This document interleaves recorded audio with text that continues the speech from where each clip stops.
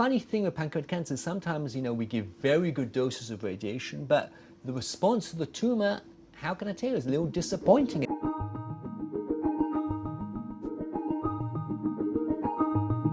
So the question was, how is it that pancreatic cancer is so resistant to radiation?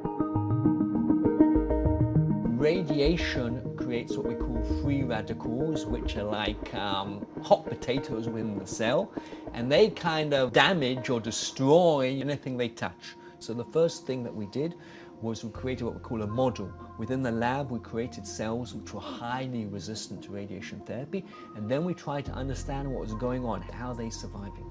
What we've discovered is they have a different metabolism. So what do I mean by the word metabolism? The body, tumors are built up of little cells, and each cell is like a little person. In the same way that you and me have needs, we need to eat, and we use that energy, and then we go to the bathroom. So cells are the same. They need to uptake food, they need to process it, and they need to excrete food. So that's called metabolism. The conclusion of many years of research, we've shown that cancer cells, especially those which are resistant to radiation, they process sugars, glucose, in a different way compared to regular pancreatic cancer cells.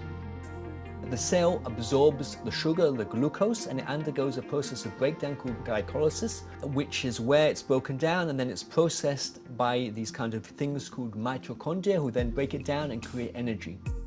What we discovered, surprisingly, was that cancer cells which are very resistant to radiation, they take the glucose but they shift it to a different pathway. Instead of going through glycolysis, they go through a process called the pentose phosphate pathway, the PPP, and the cell breaks down the sugar, the glucose, not for the purpose of energy. It breaks down the sugars for two purposes. One is to create the building blocks for new DNA, and the other is to break down the sugar in order to create what we call antioxidant substances. Substances that kind of act like little fire engines within the cell, which are there able to extinguish the fires which are created by radiation therapy.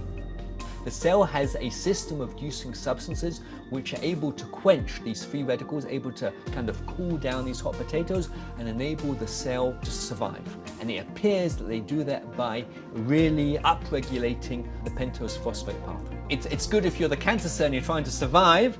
It's not so good if you're the human and you want to get over your cancer.